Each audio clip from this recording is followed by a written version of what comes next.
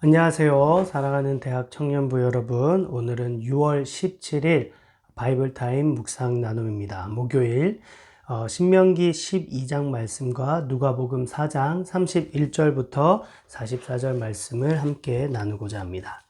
신명기 12장 1절은 이렇게 말씀하고 있습니다. 내 조상 하나님 여호와께서 내게 주셔서 차지하게 하신 땅에서 너희가 평생에 지켜 행할 규례와 법도는 이러하니라.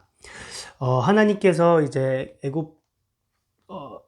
애굽에서 이제 인도하여 내셔서 광야 시간을 지나고 드디어 가나안 땅에 이제 들어가는데, 그 가나안 땅에 너희가 들어갔을 때 너희는 이렇게 살아야 한다라는 것을 말씀하고 있습니다. 그러면서 이제 2절부터 나오는데요. 2절부터 3절까지 보면 어떤 일을 하라고 하시냐면, 첫 번째는 그 신들을 섬기는 그 장소들을 철저하게 파멸하라라고 말씀하고 있습니다. 너희가 쫓아낸 민족들이 그들의 신들을 섬기는 곳은 높은 산이든지 작은 산이든지 푸른 나무 아래든지 막론하고 그 모든 것을 너희가 파멸하라라고 말하고 있습니다. 이 당시 높은 산이나 푸른 나무라는 것은, 높은 산은 이 미신적인 의미로 그들의 신과 가장 가까운 곳이 이제 신은 하늘에 있으니까 높은 곳이겠죠. 그래서 그런 곳에 이제 제단을 지어서 자신들의 신을 우상 숭배하던 장소와, 푸른 나무 같은 곳은 뭔가 이제 신비한 느낌을 주는, 굉장히 그런 곳을 가서 이제 사람들이 찾아서 자신들의 신들을 위한 제단을 만드는 것을 제단을 만들어서 예배하던 것이 그 당시 그들의 풍습이었습니다. 그런 곳을 그런 장소를 사람들이 생각하는 뭔가 신성하게 생각하는 그런 장소가 가서 너희는 파멸하라 라고 하시고, 3절에 보면 거기 제단을 헐고 주상을 깨트리고 아세라상을 불사르고 그 조각들을 찍어서 멸하라 라고 얘기하고 있습니다. 그 들어가는 땅에서 있는 모든 그 악한 우상들을 철저하게 하나도 남김없이 제하라라는 그 하나님의 말씀을 볼 수가 있습니다. 이것이 첫 번째로 지켜야 하는 법도고요. 그리고 나서 4절부터 이제 계속 나오는데요. 너희는 너희 하나님 여호와께서 너희가 그처럼 행하지 말고, 여기서 그처럼은 이제 이방 사람들처럼 행하지 말고, 5절 오직 너희의 하나님 여호와께서 자기의 이름을 두시려고 너희 모든 지파 중에서 택하신 곳인 그 계실 곳으로 찾아 나아가서, 6절 너희의 번제와 제물과 11조와 거제와 서원제와 낙헌 제물을, 그리고 너희 소와 양의 처음 난 것들을 그리로 가져다가 드리고 라고 말씀하고 있습니다. 그래서 하나님이 여기서 얘기하시는 부분에서 택하신 곳으로 너희가 와서 하나님께 예배드리라. 너희가 막 정해서 높은 산이나 뭔가 거룩해 보이는 곳에 가서 예배드리는 것이 아니라, 하나님께서 명령하신, 하나님께서 성막을 통해서 이렇게 망하셨고 결국 나중에 예루살렘에 이제 성전을 짓게 되는데, 결국 하나님께서 택하신, 하나님이 계실 그곳에 너희가 와서 예배를 드리라 라고 얘기를 하고 있습니다. 근데 여기서 이제 좀 봐야 할 것이, 이 택하신 그곳, 택하실 그곳이라는 것이 12장에 5번에 걸쳐 나오는 것을 볼 수 있습니다. 5절에 보면 택하신 그곳, 그 계실 곳, 그리고 11절에 택하실 그곳으로, 그 다음에 14절에 택하실 그곳에서, 그리고 18절에도 여호와께서 택하실 곳에서, 그리고 26절에 여호와께서 택하신 곳으로 가지고 가라 라고 얘기하는 것을 볼 수가 있습니다. 그래서 하나님께서 원하시는 그곳에 와서 너희가 예배를 드리라 라고 것을 12장 계속해서 하나님께서 말씀하시고, 또 특별히 12장에서 계속 얘기하는 것이 먹으라라는 말이 계속 반복해서 나오는 것이 있어요. 고기를 먹으라고 하시고 이런 건데, 이것이 어떻게 정리가 되냐면, 이제 하나님께서 택하신 가나안 땅으로 들어가면 더 이상 유목 생활을 하지 않고 이제는 정착을 하잖아요. 자기가 성에 있고 거기 집도 있으니까 가축도 이제 마음대로 기를 수 있고 밭에 양식도 이제 기를 수가 있잖아요. 그러면 거기서 나오는 이 뭐 소산물이나 이런 것들을 마음껏 너희가 먹고 즐기라라고 얘기하고 있습니다. 바로 7절에 나오는데 여호와께서 너희의 손으로 수고한 일에 복 주심으로 말미암아 너희와 너희의 가족이 즐거워할지니라. 그리고 또 12절에 보면 너희와 너희의 자녀와 노비와 함께 너희 하나님 여호와 앞에서 즐거워할 것이요. 그러니까 하나님이 주신 그것들을 누리면서 너희가 먹고 지내라라고 얘기를 해요. 그러면서 또 뭐 고기 같은 것도 너희가 먹고 싶으면 마음껏 먹어도 된다라고 얘기했어요. 대신에 피는 먹지 말라. 그래서 왜냐하면 피는 23절에 보니까 그 피는 먹지 말라. 피는 그 생명인즉 내가 그 생명을 고기와 함께 먹지 못하리니. 그러면서 자신의 집에서 이 고기도 먹고 소산물도 먹고 자신의 종과 또 자녀들과 노비와 하나님이 주신 것을 즐기면서 너희가 누리면서 즐거워하면서 살아라 라고 하나님께서 얘기하고 계신 것을 볼 수 있습니다. 그러면 이 택하신 곳은 과연 이것과 어떻게 연관이 있을까요? 그것에 대해서 이제 제가 묵상을 해보면서 이 잘 먹고 잘 살 때에 대한 얘기를 이 12장에서 해주신 게 아닌가라고 생각을 합니다. 잘 먹고 잘 살면 사람이 어떻게 되죠? 네, 하나님을 잊게 됩니다. 하나님을 잊게 되고 예배 같은 부분도 내가 편한 대로 내가 원하는 대로 이렇게 바뀌게 되죠. 하나님의 중심적인 게 아니라 내 마음이 중심, 내 몸이 중심이 된 그런 모습으로 하나님께 예배를 드릴 수가 있습니다. 하나님께서 그런 부분에 대해서 얘기하신 거예요. 그래서 내가 준 것으로 너가 즐기고 그것을 즐거워하고 마음껏 먹어라. 그러나 나한테도 꼭 나와라 라고 얘기를 하는 겁니다. 내 택하실 그곳, 내가 있을 그 장소로 너희가 나와서 뭐라고 하시냐면 26절에 보면 오직 내 성물과 서원물을 여호와께서 택하신 곳으로 가지고 가라 라고 얘기합니다. 그래서 우리가 번제하는 것에 대해서 배웠는데 번제하고 나서 그 남은 고기를 어떻게 하죠? 네, 레위인도 주고 그 피는 제단에 쏟고 그곳에서 함께 이 화목제 같은 경우는 함께 하나님과 이 예배자와 제사장이 함께 그 고기를 거기서 먹죠. 그러면서 그 교제가 일어나는 것을 알 수 있습니다. 그러니까 하나님께서 얘기하시는 것이 너희만 잘 먹고 잘 사는 것이 아니라 나한테 나와서 나와의 교제, 나와 예배하는 거 이거 잊지 말라라고 이 12장에서 얘기하시는 거예요.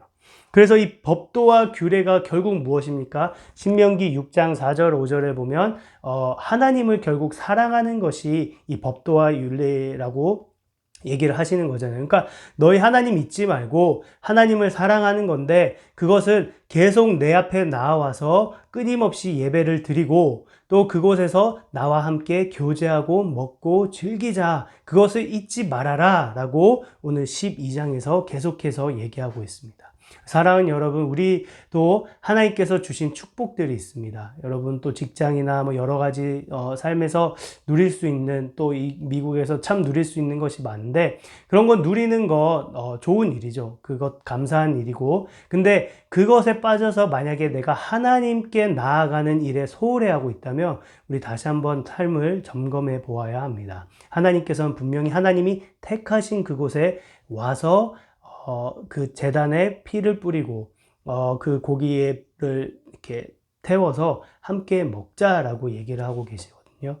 하나님이 주신 그것들을 나 혼자 누리는 것이 아니라 하나님과 함께 하나님과 예배드리며 하나님과 교제하는 우리 사랑하는 대학 청년부 지체들이 되기를 원합니다. 그리고 29절에서부터 32절을 보면 또다시 이제 얘기하기를 네가 그 땅에 들어갈 때 그 민족들을 멸절시키고 무엇보다 그들의 30절에 보면 그들의 자치를 밟아 올무에 걸리지 말라. 또 그들의 신을 탐구하여 이르기를 이 민족들은 그 신들을 어떻게 섬겼는고 나도 그와 같이 하겠다 하지 말라. 왜냐하면 그 신들이 원하는 것이 무엇이었냐면 이 인신 제사를 원했던 것이죠. 그래서 31절에 보면 자기의 자녀를 불살라 그들의 신에게 드렸느니라. 그래서 여기서 우리가 너무나 중요하게 발견해야 될 점이 이 이방신과 하나님의 차이를 우리가 볼 수 있습니다. 이방신은 너의 자녀를 나에게 바치라 라고 얘기를 하고, 우리 하나님은 내 자녀를 너에게 주겠다라고 얘기하시는 거예요. 하나님과 이 이방신의 차이가 바로 여기에 있습니다. 우리 하나님은 하나님의 그 크신 사랑을 보여주시고 우리에게 주시는 하나님이시지, 이방처럼 너의 가장 귀한 아들을 나에게 바치라 라고 하는 하나님이 아니다라는 거예요. 그 하나님은 사랑하고 섬기라고 하는데, 그것을 계속해서 이 인간인 우리들은 하지 않고 오히려 그 내 자녀를 불살라가며 그 이방신들을 섬기고 하는 그 모습을 보면서 하나님이 안타까워하고 진노하시는 것을 볼 수 있습니다. 여러분, 우리 다시 한번 하나님이 우리에게 그 자녀를 주시는 그 하나님이시다라는 것, 예수 그리스도를 주신 하나님이시다라는 것을 잊지 않고 다시 한번 우리 삶에서 다른 신이 있다면 철저하게 재버리고 하나님께만 예배드리는 우리가 되기를 소망합니다. 네, 그리고 누가복음 말씀인데요. 오늘 누가복음 4장 31절부터 44절은 예수님께서 말씀을 가르치시고 귀신을 내쫓으시고 병을 낫게 하시는 장면들이 나옵니다. 예수님께서 말씀하시면 그것이 실제로 이루어집니다. 그러니까 그 말씀의 권위와 능력에 사람들이 놀라는 것을 볼 수가 있습니다. 귀신아 떠나라 라고 하면 귀신이 떠나가고, 열병을 꾸짖으시니까 병이 떠나고, 그런 일들이 일어나니까 이 사람들 사이에서 예수님에 대한 소문이 퍼져나가기 시작합니다. 그래서 42절을 보면 그 동네 무리들이 예수님께 나와서 자기들에게서 떠나지 못하게 만류하는 것을 볼 수 있습니다. 예수님이 우리와 함께 있으시면서 우리들의 병도 고쳐주시고 귀신을 내쫓아 달라라고 말하는 것이죠. 그러나 예수님께서 이렇게 말씀하십니다. 오늘의 한 구절 말씀이기도 하고요. 43절 말씀입니다. 예수께서 이르시되 내가 다른 동네들에서도 하나님 나라 복음을 전하여야 하리니 나는 이 일을 위해 보내심을 받았노라. 아멘.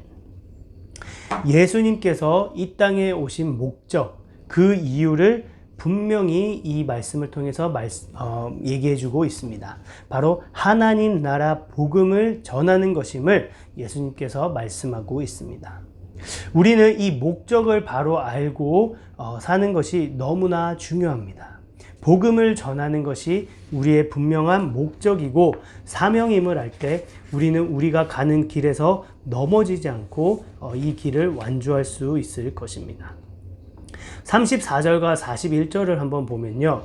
귀신들이 공통적으로 나오는 게, 귀신들이 이 예수님께서 하나님의 아들이심을 이미 알고 있는 것을 볼 수 있습니다. 그리고 그들은 이미 이 예수님을 두려워하고 있습니다.